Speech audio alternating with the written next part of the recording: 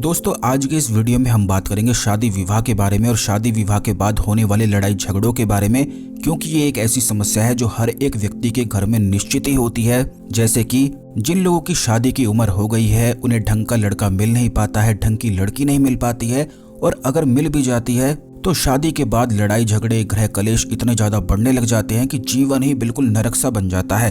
कई बार ऐसा भी होता है कि सास ससुर को सही बहू नहीं मिल पाती है, और कई बार ऐसा भी होता है कि बहू को सही से सास ससुर नहीं मिल पाते हैं। कई बार पत्नी को सही से पति नहीं मिल पाता है, और कई बार पति को सही से पत्नी भी नहीं मिल पाती है। तो यह जितनी भी समस्या है या फिर इनमें से कोई ना कोई एक हर एक घर की परेशानी निश्चित ही होती है। तो ये सारी परेशानियों के बारे में क्या करना है और कैसे इनसे छुटकारा पाया जा सकता है, ये आज के इस वीडियो में हम आपको बताएंगे कि आखिर ये होती क्यों है और कैसे इनसे छुटकारा भी पाया जा सकता है। सबसे पहले वीडियो को लाइक करके कमेंट बॉक्स में ओम नमः शिवाय हर हर महादेव अवश्य ही लिख दें, जिससे भगवान शिव की कृपा परमेश्वर बनी रहे, क्योंकि भगवान शिव देवों के भी देव महादेव हैं, और जिस पर भी उनकी कृपा हो जाए तो ऐसे व्यक्ति के जीवन में परेशानी आ ही नहीं सकती है। क्योंकि इस संसार में जितनी भी नकारात्मक या सकारात्मक शक्तियां मौजूद है, देव हो चाहे दानव हो चाहे असुर हो चाहे कोई भी हो, सभी केवल भगवान शिव के ही भक्त हैं। तो दोस्तों आपको बता दें कि इस प्रकार की जो समस्याएं होती हैं, कई बार ऐसा भी होता है कि जब कोई भी व्यक्ति शादी करता है तो शादी से पहले कुंडली अवश्य ही मिलवाते हैं,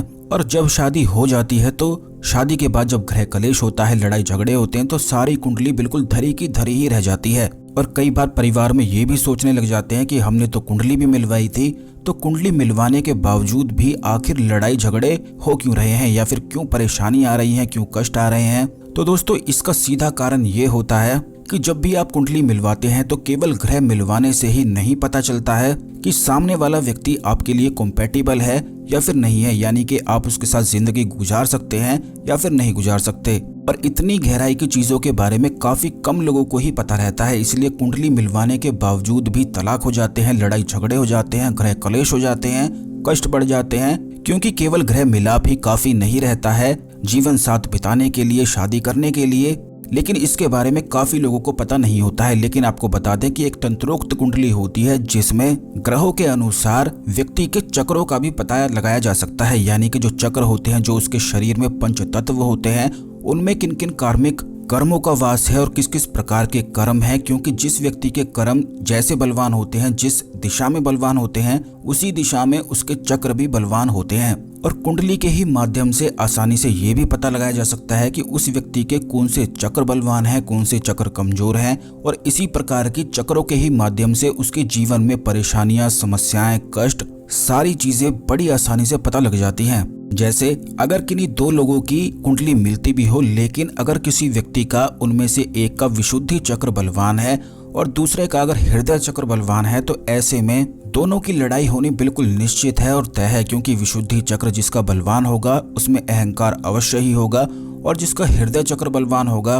वह थोड़ा भोले स्वभाव का होगा, और उसे गुस्सा भी बहुत ज्यादा अधिक आएगा। क्योंकि जो लोग भोले होते हैं उन्हीं में केवल बहुत ज्यादा गुस्सा होता है, और वह वही केवल बहुत ज्यादा गुस्सा भी करते हैं। और विशुद्धि चक्र वाले पर अगर इस प्रकार गुस्सा कर दिया जाए तो विशुद्धि चक्र वाले ऐसे होते हैं कि उनकी अगर जरा सी भी बेइज्जती कर दी जाए या फिर थोड़ा सा ही चीज उन्हें कुछ भी बोल दी जाए तो वे मन में बिठा लेते हैं, और फिर उसी चीज को, छोटी सी चीज को बड़ा एक पहाड़ बना लेते हैं, और अंदर ही अंदर एक नफरत सी बनाने लग जाते हैं। और इसी के कारण जब मन में बहुत ज्यादा नफरत होने लग जाती है तो गृह कलेश होना बिल्कुल निश्चित और तय हो जाता है। तो लड़ाइयाँ कुंडली मिलाप के बाद भी क्यों होती है, ये हमने आपको इस वीडियो में बताया है। इसलिए जो लोग हमसे कुंडली मिलवाना चाहते हैं, गहराई में अपनी कुंडली के बारे में जानना चाहते हैं, अपने पंच तत्वों के बारे में जानना चाहते हैं कि कौन से उनके चक्र बलवान हैं, क्योंकि अगर कोई व्यक्ति अपने चक्रों के बारे में जान जाता है कि कौन सा उसका चक्र बलवान है, कौन सा कमजोर है, तो उन्हीं पर कार्य करके वह अपने जीवन में बहुत ज्यादा आगे बढ़ सकता है। क्योंकि केवल पंच तत्वों के ही माध्यम से जो उसके शरीर में ही वास करते हैं, अगर उन्हीं पर कार्य डायरेक्ट किया जाए तो व्यक्ति बहुत ज्यादा सफलता पा सकता है और अपने जीवन में बहुत सारी परेशानियों को मिटा भी सकता है। तो अगर आप अपनी कुंडली दिखवाना चाहते हैं तो व्हाट्सएप कर सकते हैं, व्हाट्सएप नंबर स्क्रीन पर दिया गया है। अब दोस्तों बात करते हैं कि ऐसी समस्याएं जब हो जाएं तो ऐसे में कौन कौन सी चीजों को करना चाहिए। तो सबसे पहले तो ये है कि अगर किसी पत्नी का पति बिल्कुल भी ठीक ना हो, उसे मारता पीटता हो, उसे गाली गलौज करता हो, उसे परेशान करता हो, या फिर बात बात पर उसे तंग करता हो, परेशान करता हो, उस पर बहुत ज्यादा शक करता हो, तो इन सब परेशानियों के लिए जो स्त्री दुर्गा सप्तशती का रोज पाठ करती है या फिर महाकाली के मूल मंत्र ओम क्रीम कालिकाय नमः मंत्र का जाप करती है, तो इससे उसके सामने वाले पति की बुद्धि बिल्कुल ठीक हो जाती है। क्योंकि वह ये सारी चीजें करता ही इसलिए है क्योंकि उसकी बुद्धि भ्रष्ट हो चुकी है। तो उसकी बुद्धि को ठीक करने के लिए अगर महाकाली के मूल मंत्र ओम क्रीम कालिकाय नमः मंत्र या रोज दुर्गा सप्तशती का पाठ करा जाए या फिर दुर्गा माता के मंदिर में जाकर 16 श्रृंगार का सामान भेंट करा जाए या वहां पर बैठे हुए गरीबों को कंबल दान करा जाए, ये बहुत सारे उपाय हम आपको बता रहे हैं। इन्हें बिल्कुल ध्यान से सुनते रहें। ये बहुत सारे छोटे छोटे उपाय हैं और छोटी छोटी चीजें हैं जिन्हें अगर आप अपने जीवन में शामिल करेंगे तो ये जो समस्याएं आपके जीवन में आ रही हैं वह बिल्कुल दूर हो जाती हैं। दुर्गा माता महाशक्ति देवी कही जाती हैं और स्वयं भगवान शिव उनके चरणों के दास हैं। इसी प्रकार से महाकाली शक्ति हैं। जो भी स्त्री अगर महाकाली शक्ति का, दुर्गा शक्ति का पाठ या मंत्र जाप करती है तो ऐसी शक्ति में अपने आप ही सम्मोहन आकर्षण बढ़ने लग जाता है, जिससे उसके पति की बुद्धि बिल्कुल ठीक हो जाती है। इसी प्रकार से जो स्त्री ऐसी हैं जिनके सास ससुर उन्हें बहुत ज्यादा परेशान करते हैं, तब भी ये सारी समस्याओं के लिए जो भी अगर आप जिस घर में जिस आपकी शादी हुई है वहां पर आपको कोई भी परेशान करता हो तो आप महाकाली के मूल मंत्र ओम क्रीम कालिकाय नमः मंत्र का जाप अवश्य ही किया करें। ठीक इसी प्रकार महाकाली को नित्य प्रतिदिन बल्कि एक मूर्ति भी अपने घर में अवश्य ही स्थापित कर लें, दुर्गा माता की, महाकाली की।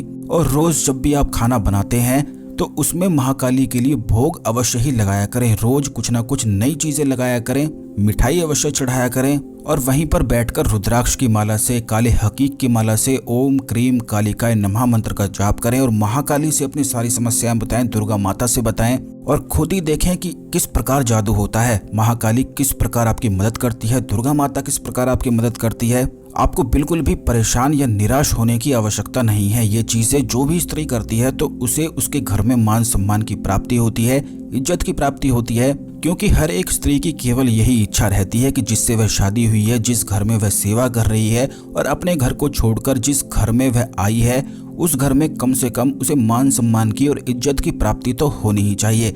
लेकिन जब ऐसा नहीं होता है तो उसके मन में एक दुख बनने लग जाता है, कष्ट बनने लग जाता है और वह नरक को भोगने लग जाती है और इसी के कारण घर में ग्रह कलेश, लक्ष्मी रुष्ट हो जाती है और बहुत सारी समस्याएं बढ़ जाती हैं। और इन चीजों के बारे में बहुत सारी महिलाएं हमसे बताती भी हैं।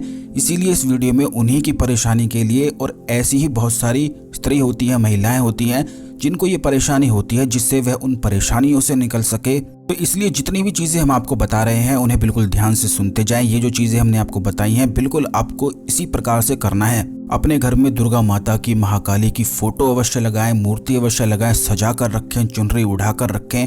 बिल्कुल इस प्रकार रखें जैसे देवी माता को चुनरी उड़ाकर रखा जाता है, रंग बिरंगे कपड़े पहनाए जाते हैं। बिल्कुल इसी प्रकार से आपको दुर्गा माता की या महाकाली की सेवा करनी है। दोनों ही एक है, इन दोनों में से कोई भी आप ले सकते हैं। पूरे सच्चे मन से महाकाली के चरणों में चंदन लगाया करें, सिंदूर लगाया करें जैसे एक दुल्हन के लगाई जाती है।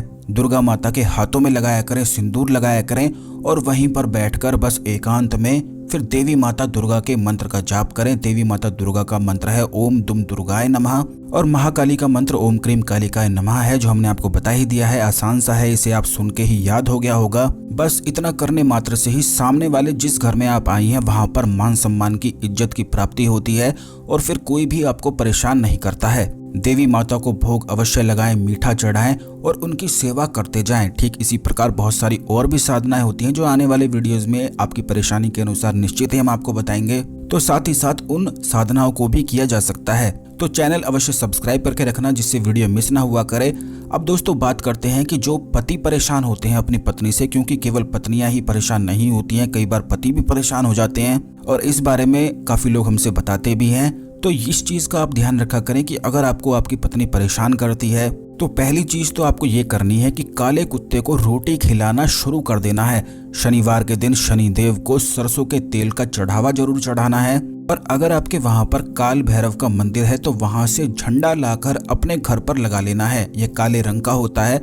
और अगर काल भैरव का मंदिर आपके पास नहीं है या फिर आपको झंडा नहीं मिल पाता है तो आप केवल इतना कर सकते हैं कि काल भैरव पर एक मिठाई और काले रंग का जो कपड़ा होता है वो आप चढ़ा दें और उसके बाद ये जो काले कपड़े हैं ये किसी भी गरीब व्यक्ति को दान कर दें। बस इतना अगर आप कर लेते हैं तो इससे जो आपकी पत्नी आपको परेशान करती है या पत्नी पक्ष से आपको आपके सास ससुर परेशान करते हैं तो ऐसा करने से वह परेशान नहीं कर पाएंगे। ठीक इसी प्रकार हनुमान जी का जो झंडा होता है जिस पर श्री राम लिखा होता है वो भी आप अपने घर पर लगा सकते हैं। सुंदरकांड का पाठ करने से जो आपको परेशान करते हैं, खासकर की पत्नी पक्ष से या पत्नी परेशान करती है, तो सुंदरकांड का अगर पाठ करते हैं तो इससे भी पत्नी परेशान नहीं कर पाती है। ठीक इसी प्रकार हनुमान जी पर सिंदूर का चोला चढ़ाने से और चमेली के तेल का इस्तेमाल करने से, खासकर कि नहाने से पहले अगर चमेली के तेल को आप अपने शरीर पर मल लेते हैं और उसके बाद नहाते हैं तो इससे भी जो आपको परेशान करते हैं वह परेशान नहीं कर पाते हैं। ये ऐसी छोटी छोटी चीजें हैं जिन्हें आप जब कर सकते हैं जब आप बहुत ज्यादा जीवन में परेशान होते हैं।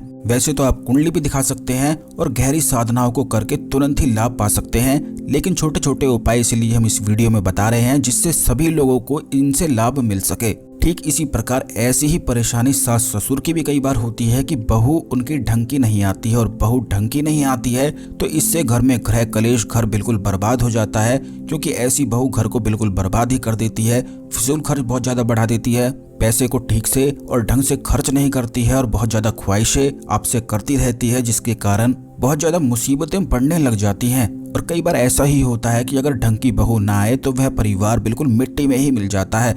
ठीक इसी प्रकार अगर बहू ढंग की आ जाए तो वही बहू उस परिवार को बहुत ज्यादा ऊंचाइयों पर पहुंचा देती है, क्योंकि अगर मान लीजिए किसी का पति ठीक नहीं है लेकिन आपके घर में आपकी बहू ठीक है, आपका बेटा ठीक नहीं है, तब भी परिवार बहुत अच्छा चल सकता है, क्योंकि घर चलाने वाली केवल बहू ही होती है। और यही अगर बिल्कुल ठीक ना हो तो यह परिवार को भी बर्बाद कर देती है।